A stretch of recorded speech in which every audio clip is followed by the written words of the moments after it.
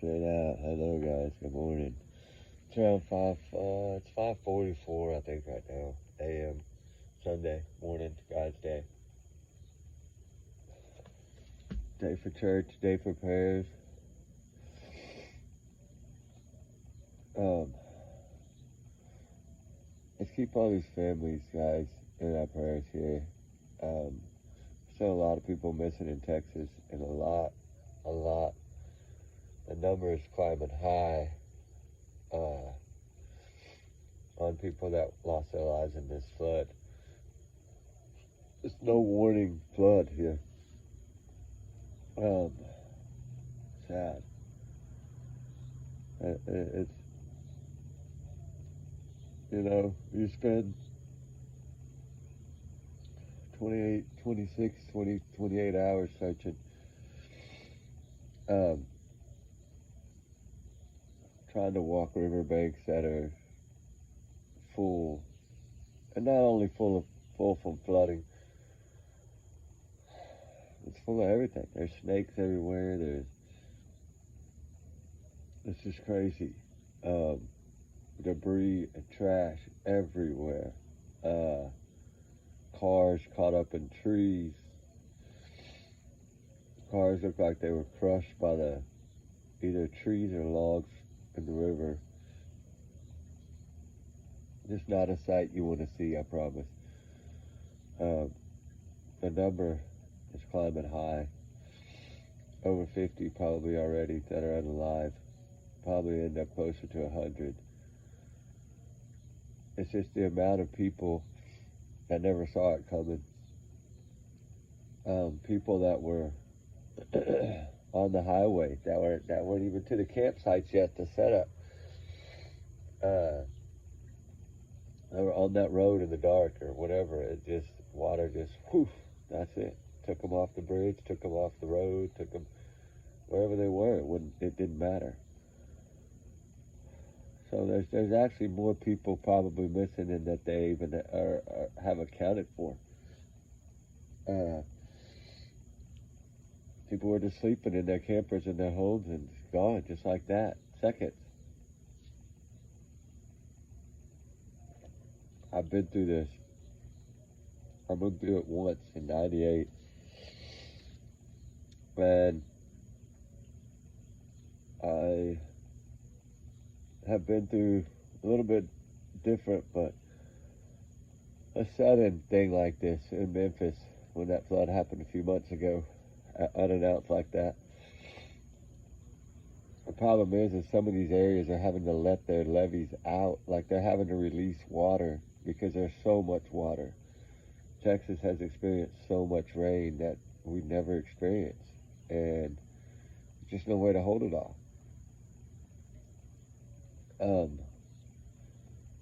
It's crazy because, the Guadalupe River runs from the hill country all the way down to Seadrift, Puerto Connor, Puerto Vaca area, like on the coast, right, where it goes into the ocean. But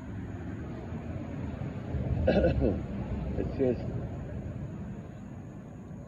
that same river that runs right through Austin and meets the Colorado River and by Lady Bird Lake, all that's all the same Guadalupe River. And believe me, even after all this, even down south where I'm at, the river's up high. It's crazy. It all goes downhill, right? That's what happens. Just to see the things that you're not prepared for. Your brain, your mind, mentally, you have to. For new searchers, anybody that's new searchers, anybody that's just now beginning to search for either missing children, runaways, any kind of missing persons case, or any kind of natural disaster like this. This is just a natural disaster, and if you're not used to searching, it's hard. I saw that there were so many volunteers, guys. I'm amazed. I'm so proud to be a Texan. There were so many people that came out to help. And not just in that one particular focused area, like even up up a little ways and down a little ways, like the people helping everyone, because it didn't just affect people right there, right? It was basically like all of Kerrville, like all of the hill country, burn it, like Bible for all that area in there. This all was hit pretty hard. Hunt County, I believe it is. It was bad everywhere. Um, it follows the river. It does, because it pushes all the way down, right? And it brings all that debris and all those cars, the camp, everything just comes down, right? Until it rests somewhere. The animals, the dogs, just you can't imagine. You see things that you wondered, how did that even get close to the river? Well, it did it. It was in people's barns, it was in people's yards, it was in people's homes, and now it's all down the river. I mean, some people lost everything they had. And I know what that's like. What happened in '98 to us, I know what that's like. It's bad. It sucks when you lose. Especially farmers. You lose all your head of cattle, or your livestock, or your fields, your crops, your tractors, your equipment, your farm stuff. It's everything taken from you, and you never get that back. They never give you, even if you have insurance, it never gives you what you paid for it, and the value of it to you, right? It doesn't replace that. um it's never the same. And we went back yesterday. We came home for literally not even 3 hours. I couldn't handle it. I had to go back. I'm so sorry, guys. I haven't been able to, but this is the time that everybody has to come together. I had to put a little bit of everything on hold to go try to see if there's any way we could rescue any of these children, or anybody, any people. Put it this way: we discovered 4 people yesterday, um, along with people that were with us. We had other people with us, ground search and rescue. Um, we had other people that had came. I didn't feel comfortable taking the puppy yet, so I only took Ruby, of course, because I trust Ruby 1,000%. And we did up on the top of the ridge line. We went down as low as we could go until the water was there. But the problem was, it's the little potholes. It was the little things that you can't see that get you. And if you're not careful, it'll put you right in that water.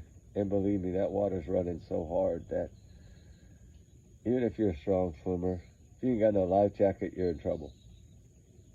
And that's what brings me to the saddest part of all, is these people.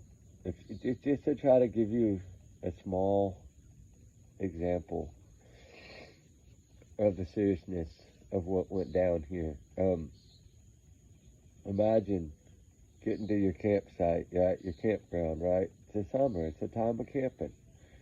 You got your travel trailer parked. You got it hooked up. You got all the power hooked up. Your water's hooked up. You got the kids finally, TV's playing, so they're not running around screaming. You're making food. You're relaxing. You're getting settled in. And you get everything done. You have such a good fun day of camping, and you lay down, you go to sleep, and all of a sudden, the next thing you know, your camper's floating down the river, and all your kids and your pets are all inside it, and it's taking on water, and you can't see, and there's things hitting your camper because there's trees and logs and cars and things going down this water, and you're panicking, you're freaking out. If I open that door, it's going to sink even faster. What do? Right? That's the kind of fear that these people went through, and these children that were in these little cabins at this campground. They never knew it was coming. They never saw it. They never had warning. We're talking young children, guys. Young children that were swept away. and never knew what happened until it was too late. It's tough. And no, I'm sorry. I woke up this morning. I think that the hill country got a lot of cedar and evergreens and pine trees. I think it got me my allergies, along with a few tears. But mainly this morning, it's just allergies. We got home at like 3:45 this morning. Like I said, it's about 5 something now. Actually, I haven't showered. I haven't changed. I'm still in the same clothes. But that's okay. It's because we had to do our part. We had to try to help in any way possible.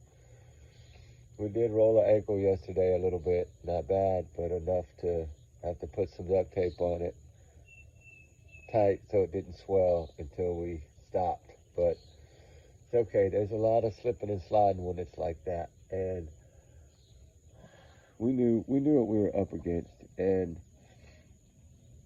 we found three vehicles that had been basically wrapped. One was wrapped up in a tree. It was a little Hyundai, a red, like a Civic kind of car. Found that, nobody in it. Actually, passenger door was open. It was kind of tangled up in some trees. We found a pickup truck with a camper tongue hooked to it, like, and it ripped the camper right off the tongue. So it was just a pickup in the camper trunk. And the water was probably, put it this way, it was running over the seats in the vehicle. That's how high the water was still in the truck. There's a lot of vehicles. We found a moped, some bicycles. And it's surprising or not, it was a lot of like little boogie boards and tubes, but I know that's an area where people go and float the river and stuff too, kind of like New Braunfels, Texas, like on the Guadalupe there where they float that river. Wimberley, Texas, I got a property there. That on the water, that's all around that area south of Austin, and that's all the water kind of stops. You know, it flows all the way through, so the river rises all the way down, right? But we were up there in the heart of where it was. We were standing on that bridge, actually. I wish I had my other phone. I can show you all those photos. I haven't even charged it yet, never mind. The only one that had battery left was this one, because we just got in. I forgot I got to charge it to the phone. But I'll show you all those pictures. It's not something you want to see, I promise. But to give you an idea, like when we're standing on flat ground at a roadway, probably 100 yards from a bridge, there was a kid trapped in a tree that was just in a pair of shorts, and a pair of, I think they were red, and I think they were Houston Rocket shorts. Now, there was another kid found on day one, I believe, the morning one, in black shorts under a tree, and clinging to a tree, and the boat had to get in. But this kid was out in the middle. And what had happened was 2 trees had come down the river sideways, almost exactly sideways, and ran into something, either a boulder or something in the river, in the bend, and the water was pushing against them, but they were resting on this boulder, and so the trees, they weren't going downriver anymore. They were stuck, and they were catching debris and everything that was coming down. So it was only a matter of time before they snapped in half and floated down the river, right? And then the kid would have been gone. Luckily, they were able to get a rope out there to him, and tie it to the brush guard of a pickup truck that actually was abandoned, to where if they would have slipped on the rope, he would have at least been tied off, right? They got him in. He was physically exhausted, crying. He was probably, I don't know, maybe 17, 16. He was a young teenage. I mean, he wasn't 18, I know, but he was young. He looked to me to be between 15 and 17, but I'm kind of bad with age. But he had one sock on and one sock off and a pair of red, I believe now they were Houston Rocket shorts, like football style shorts, like a bathing suit kind of. And he had said that he had stepped out to look for his cat, his mom's cat, and the water had got him. and he doesn't know where his mom or anything is. He doesn't know. He didn't know anything at that point because he had literally, this kid had traveled almost a mile, guys, before he was able to grab onto something. That's scary. And then if you think about those little kids that were in the camps, they never knew what happened. They never knew what it was. They don't understand that. They're too young. Such a heartbreak. Especially being a Christian, you know. I believe me, I've been to that camp. It's a big known in the hill country. It's a big known. It's kind of like the one that's going towards Corpus Christi, Texas. There's like a spiritual retreat, a church camp, a big one out in the boondocks going towards Corpus Christi. That's a big one that's also utilized a lot for camps. So where you go out there, you give your cell phones up, you don't have any cell phones, no communication with the outside world. You're just there to learn, about God and pray. It's usually like a weekend camp. It's like a church camp. People will do it before they get married. Like couples, engaged couples, they put the men on one side, the women, they have different retreats and different things. And it's an all year round thing. And a lot of times in the summer, it's these little kids' camps. Like I was just talking about my youngest that does the volleyball camps, like in College Station, Texas, and in Austin. She does volleyball camps. And they go and they stay in the dorm, and that's what I'm trying to explain to y'all. I always make sure that mom goes with her because it's worth the hotel. Yes, I know she's 15 or almost 16, but it doesn't matter. I don't leave my kid 3 hours away by herself, right? At least have mama in the hotel, and to where if something's needed, she's right there. And it ended up, a couple of the parents always stay, right? And it's usually the mom because, dads have to work, but it's usually the mom's out there watching the kids, supporting the kids. And then, of course, the men out there working. But it's just, like I'm saying, it's just these little different camps. There's so many different things, and this is a little Christian camp. And it's just, I don't know, it's so heartbreaking. It's so hard to even think about, but I'm still in shock, I think, I've been through a lot, guys, as far as searching. We found hearing rains before, we found all these types of things, but nothing prepares you for this. Nothing prepares you for people trapped in trees. Not to say something similar, okay, but of course, Hurricane Katrina was 100 times worse as far as flooding than this. And a whole lot more people lost their lives in Katrina. But that's kind of what it was. The flood water just came. Like, poof, it was there. And you're caught by surprise. You have nowhere to go. You can't stop the water. And it's just like in Memphis, when we were down there at the campground. It was a campground we were absolutely at. And we were down by the river, and that's when whatever had happened in Memphis, some levee they had give way or something, and that water just comes. And you can literally hear the trees snapping like toothpicks. And the cracking and the rolling noise of it's just that water just pushing through everything in its path, and it's truly, you can hear it, and it sounds scary as heck. It sounds like a stampede of cattle and buffalo coming through the woods is what it sounds like, and there's no stopping it. And the sad thing is that these poor children in this camp, everybody in that area, everybody that lives in that area, they were not ready for it. And as sad as it is, we have to continue to push, right? I'm gonna try to go back tomorrow. I gotta take today. I didn't sleep. I really haven't slept but like an hour and a half in 2 days because I've been searching down there trying to help in any way possible. Okay, like I said, I come home for a little bit. I did a Happy 4th of July video, I think, in the morning.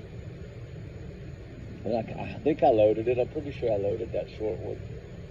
And then it was like off to the races. And then we had other stuff that we had planned that we were going to do. And then we were going to do the new studio and all that, you know, and then that all just changed in an instant because they needed us, right? I got the phone call from a buddy of mine. Like, dude, we need you here. Like, we need all the help we can get. I'm like, man, I'm on the way. I'll bring the team. We'll come. We'll see what we can do. I have one on my team that's terrified of water. Bless her heart. She's terrified of water. And her husband now is not. He's a retired investigator. He believes that he's not terrified of water or scared of water, but his wife is terrified of water. And she's like, I can't. So of course, she didn't go. And I don't blame her. If you're scared, it's not a place for you. The last thing you want to do is be trying to help and be terrified, right? Because then the minute you make a mistake, you'll have to stop what we're doing to rescue someone else. And it's about rescuing the ones that have been out in it for hours and hours and hours and hours and hours. Believe it or not, it doesn't matter if it's hot outside. That water gets cold, especially at night. Your body temperature drops. Your hypothermia. It would be surprised of what all can happen, especially when you're little kids. You know, like them were young kids. And I don't know, when we left there, I think the number was already at 53. 53 that passed away, guys, in there, maybe 54, I can't remember. And now, of course, it's probably not going to be updated on the other thing if y'all are looking at updates. I don't know if they're going to have updated that yet because it's Sunday. But there's one gentleman that he ended up finding like 9 people, and 4 of those people were actually okay. The other 5 were not, bless their hearts. But you know, it's one man that went out there by himself and just started going through, right? All he had in his backpack was some heat blankets, you know, those little survival blankets, those little ones that you get in first aid kits, they look like a little pocket square, and you open them up, they look like aluminum foil. He took a whole bunch of those and a whole bunch of bottles of water and a whole bunch of packets of crackers. He had like the 3 different kinds, like the captain's wafers, the honey and whatever, peanut butter, and then the sour cream and chive or whatever. He had like 4 boxes of those, and he took off because he's like, if I find people, they're going to be hungry, they're going to be cold, they're going to be thirsty. So he had it down, right? He did have 1 rope with him and 2 pull string life jackets. So he was kind of just running off lightly. I mean, of course, I always pack flashlights, pocket knives, everything that you might need, right? Extra batteries, extra phone in a Ziploc baggie. Like, you never know. GPS tracker, things of this. This dude just gone off in the woods. But you know what? He was able to locate 9 individuals. So that's really good. That's good of him. And from what he had told me, he's going to be back this morning at 6. So he's probably back out there right now because it is now 6 o'clock. It's a few minutes after 6, actually. As I can see, it's getting blue up there. But yeah, my allergies got really bad yesterday with all those pine trees and evergreens. But I pushed through. And what's going to make it worse is once I go to sleep, and then I try to wake up, I'm probably really going to be congested. So that's pretty. But you know what? I also didn't take that allergy medicine they gave me, that new one. It's something weird. It was a weird name, but it works. I know that. It's not Zyrtec. We tried all those. Remember, went through everything. It's some kind of. And they also give it in a shot, but I wanted to take the pill at first to see because they say once you start the shot, you'll have to have that. The pills won't work. So I want to be able to, if I just feel a little, you know, congested one day, I want to be able to take like, you know, a Zyrtec or something like that, and it works. Once you get that shot, a lot of these medicines don't work anymore. They say. Now, I don't know, it might, but let's just say I'm sorry for being so stuffy this morning. Plus, I haven't been asleep, so that's probably another part of it. But the thing is, I'm trying not to get too much into this because it is heartbreaking, but we located a few individuals, and our little group was 3. They tried to keep everybody in groups of 3. There were some people that were on their own. Some hikers that came through. There was 5 hikers. Dude, they were badass guys too. 5 guys that used to like hiking trails, like the Appalachian Trail, like hike for days and days. So they're like in really good shape, right? Way better than me. They showed up, man, with a mission. They had their backpacks on, they had their rain gear on. They were like, and then they were gone off in the woods. Like, we're gonna save as many as we can. That was their objective. And it's to see the people from different areas, some from different states showing up. You know, a lot from Oklahoma showing up just to help. Colorado.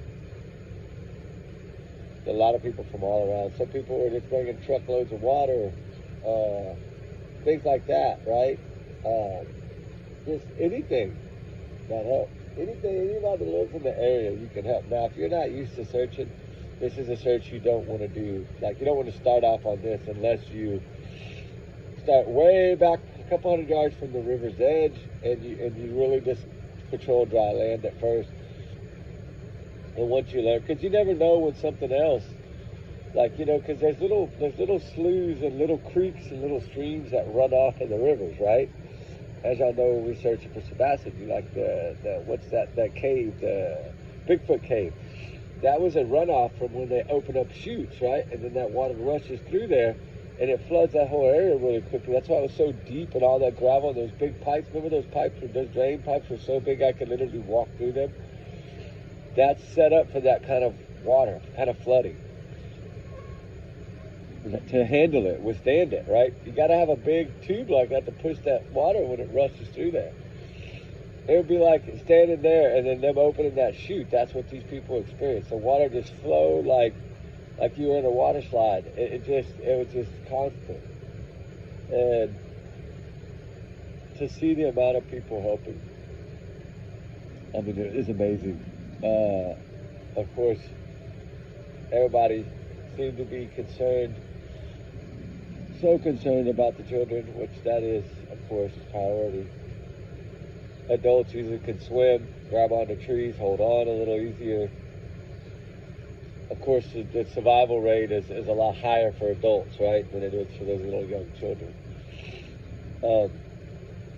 It's a lot of them, evidently, from what I understood. I didn't ask a lot of questions, but I think from what I understood, they were in, because I haven't got to watch this on the news or nothing yet, because we've been there, but I think they were all, like, in their cabins already. From what I understand, they were sleeping or something like that when it hit. I don't know. I know that I talked to one camper that he was still looking for his wife and their 2 dogs. They're Scottish Terriers. I don't know what a Scottish Terrier is, but he had 2 Scottish Terriers and his wife. And his wife had actually gone out of the camper to get stuff out of the ice shed for a late dinner or something. Now, I don't know what he was trying to say. Maybe I don't remember. Whenever it came, like, she happened to go out the door when it was, I guess, feet from their camper, and she couldn't see it in the dark, right?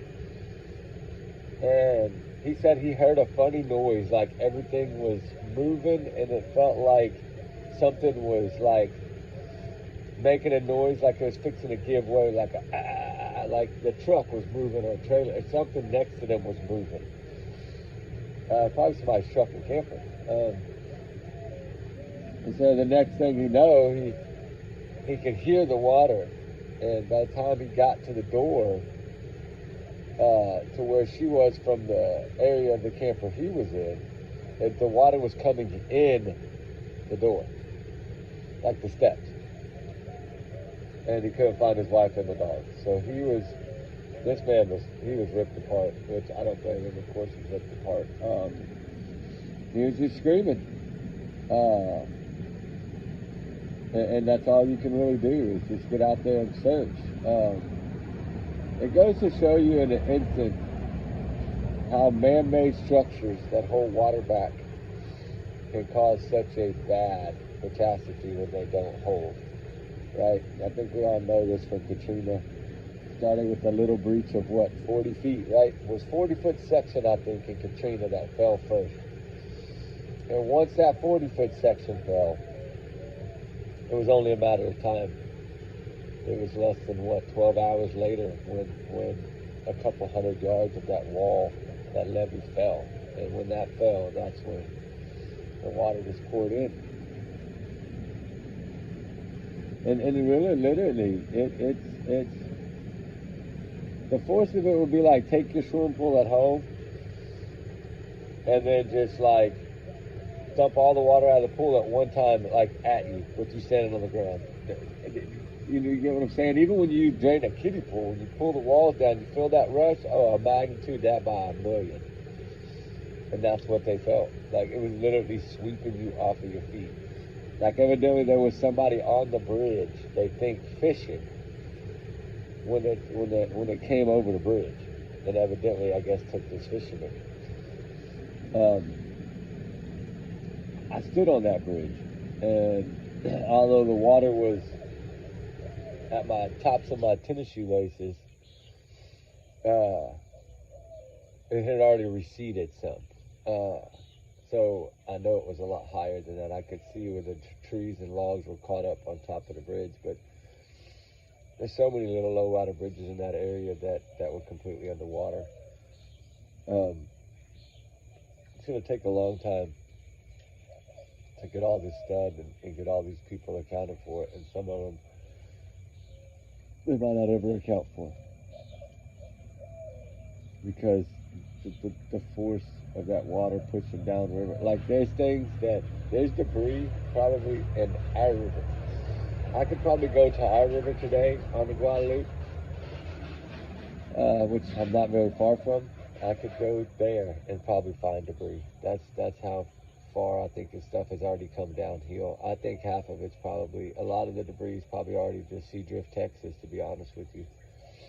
Puerto Cana, Indianola, Magnolia, all that area, like where the Guadalupe River runs all the way down to the bay, there's going to be debris that's going to come off. I mean, in 98, our flood, we had stuff from Austin and San Antonio and New Braunfels. We had a car from New Braunfels in the river down by where I live in 98.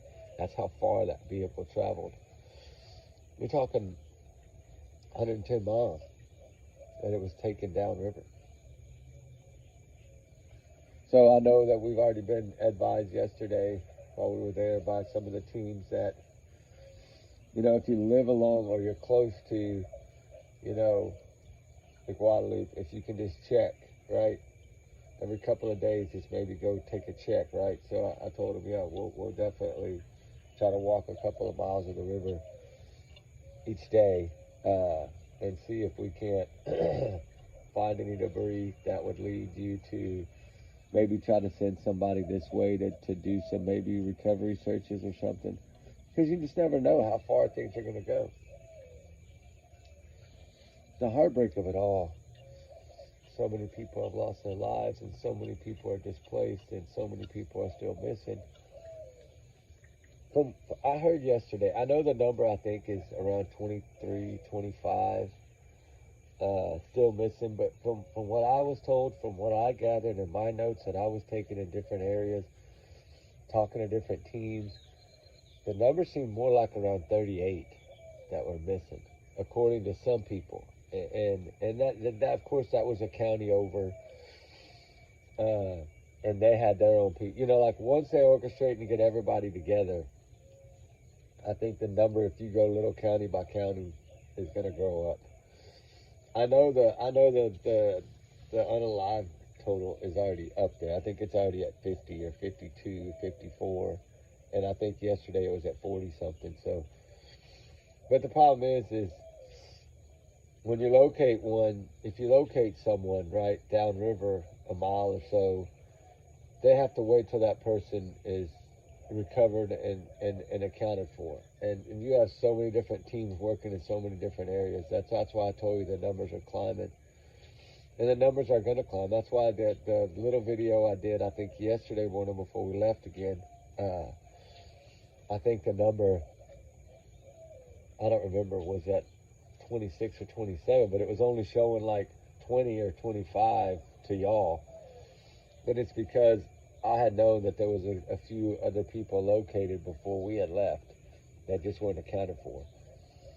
And that's what I was saying now. I think the number, as of this morning, I think at like 4:30, it was at 53, 52, 54, something like that. And expected to climb even higher than that. And that's just the human lives that were lost in this tragedy. Animals, a lot of farm animals, a lot of that can't get out. They're in fences. Remember, they get tangled in fences and then they drown. Trigger warning. So what happens? That's why we cut our fences in '98, so the cattle had a chance to swim and fight to try to get a higher ground. If you don't give them that option, they're gonna be right where you left them, tangled up in the fences. Plus the wildlife too. People's homes, people's pets. You know, it's sad. It's a tragedy amongst a tragedy, and it happened on a holiday, and that's another heartbreaker. Because the craziest part of it is I actually received a call. I want to say it was the night before, or right at midnight on the 3rd. Somewhere around, I can't remember when I even got the phone call that something was not looking good. But they weren't talking about the area that it happened. They were above that, about 40 miles north, 30 miles north.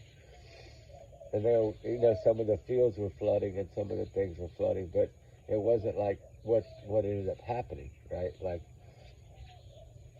so we knew. I had kind of known that the water was going crazy, but I didn't think it was gonna do this. Nobody thought it would do that, or else they would have got all those kids out of that campground. But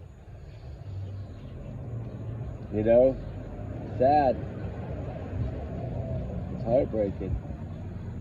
Prayers are needed because the numbers are still climbing, and I believe they're going to continue to climb. After seeing what we saw, I'm sorry. I feel that it's going to be a lot more.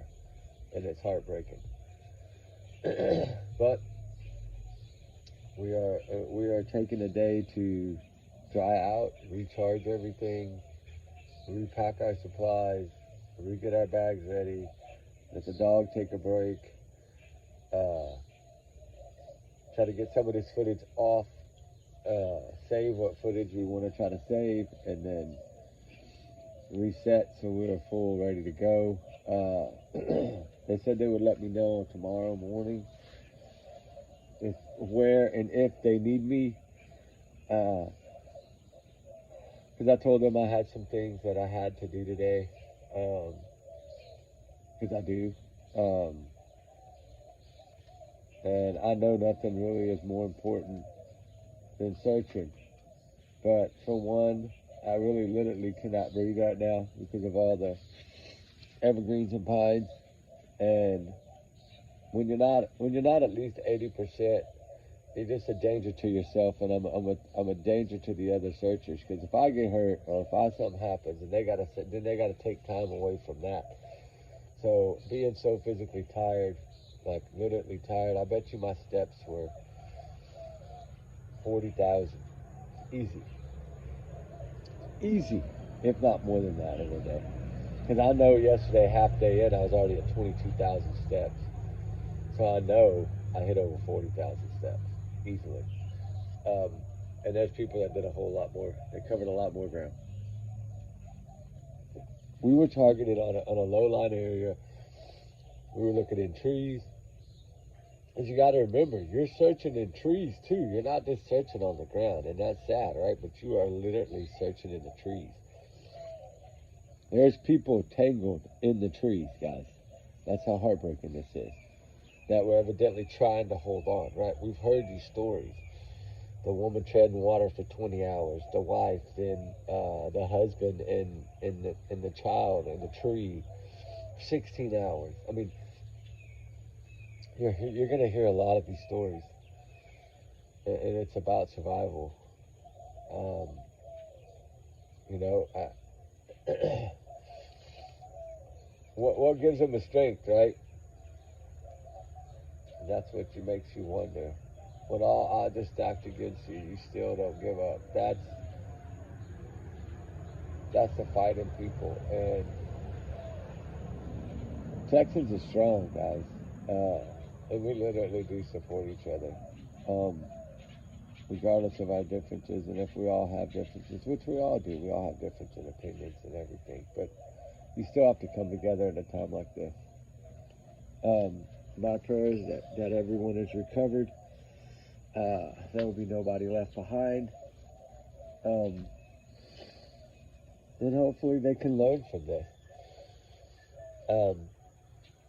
There's really no one to blame, I don't believe, other than, I mean, it's a natural disaster, right? It's the amount of flooding that we've been getting. And I've been talking about it here for 3.5, 4 weeks. I've never seen anything like this. And one little bit I didn't know was that the hill country was getting way more rain than we were. Now, I was worried about my river, right? I was seeing things come up. I was seeing these ponds and these gullies that were starting to run over the bank.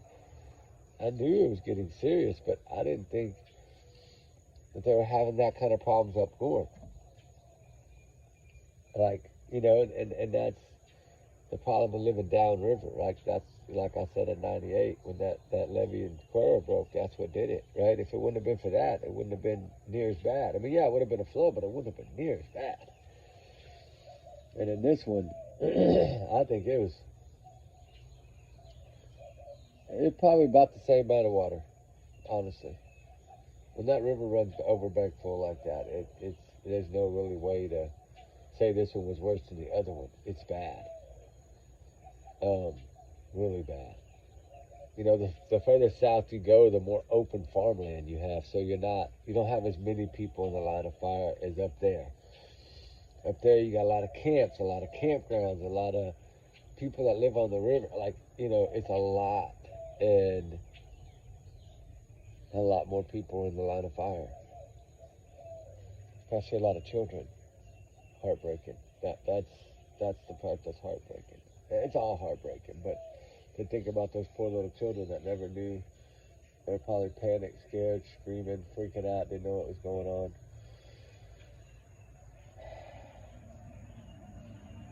That's the hardest part. Hardest part about these camps is not knowing,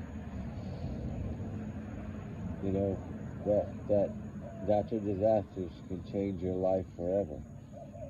And I think all these families now know that put their kids in this church. I call it a church camp, Christian camp, whatever. I don't know. My kids did them when they were little, but they never did them alone. So that was kind of new to me. Now, from what I understood, some of the parents were actually there, but some of these parents just let their kids at that age, and I guess maybe that's their way of doing it. But hell, my youngest is 15. I ain't no way I let her even go to volleyball camp to this day by herself. I don't know. Maybe I'm overprotective. I don't know, but it's just some people are different. The thing is, though, you can't blame the parents. You can't blame anything. It's just, Mother Nature is a powerful, scary thing sometimes, and whether it be fires in California or water in Texas, right? It's all natural disasters. There's just been a lot more of them lately because why? We're not protecting the ozone layer, and that's the problem. Republicans. I'm not a political person. Y'all know that. Like really big into that, but it seems like the Democrats want to save the ozone layer. The Republicans don't really care about saving the ozone layer. And I'm not saying every one of them, and that's what's hard about covering politics. But the bigger in the battle, why not just try our best to save our planet no matter what? All work as a group, as a team. I mean, we know that'll never happen, but it should. If we worry about our kids and our grandkids and our great-grandkids and want them to see this world, we better start doing something. But as I've noticed this year, everything has shifted. Like the weather patterns, things that were happening on the coast, more down below Corpus and Corpus area up until this year, we're always in that path zone. Now it's like the zone has stepped up and it's like in the middle of us now, and it's coming through where I am. And usually we're always the ones that don't get the rain, and now we've been getting it. So that's what I'm saying. But that's for another day. The main thing is to keep all these families in our prayers. And I pray that they have a successful day and recovered and hopefully rescuing a bunch of people and getting them safe. And there'll be recovery of others. And it's sad, but we'll have to see what comes out of this. I don't know. I know it's a heartbreak, but I know I'm rambling this morning. I'm having a hard time breathing. I need a shower. I'm hungry. I'm tired.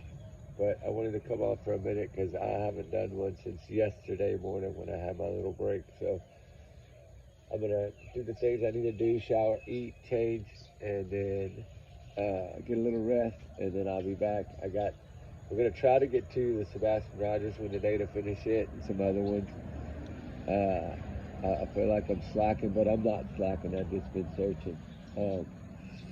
But anyway, with all that said, guys, y'all have a blessed one. We love y'all. Trigger warnings. Keep these families in your prayers.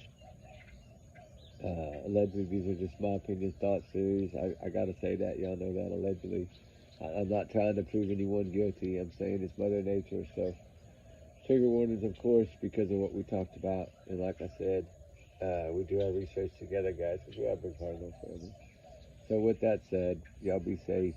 Have a blessed one. Anybody in the area that's helping, please be careful if you're helping. I've seen a lot of people falling down yesterday, slipping and sliding, and those riverbanks are slippery. So just be extra careful. And y'all have a good one. We'll talk soon, guys. You have a blessed morning. And pray for all these individuals. My goodness, there's a lot of people missing. I think it's up over 30. I don't know if they put that number out yet. I haven't checked any updates on the system itself because I've been there. But their numbers, of course, it takes a while to catch up. Like I said, the number I was told, I think it was 54 that were already unalive. And I don't know what the number, I think the number yesterday was at like 48 or something like that. I kept telling you yesterday it was going to climb rapidly. The more the water went down, the more they could get into some of these areas, the more they found people, basically. It's sad. It's heartbreak, guys. People are found floating in their living rooms, in their kitchens, in their bedrooms, floating in their own homes, unalive.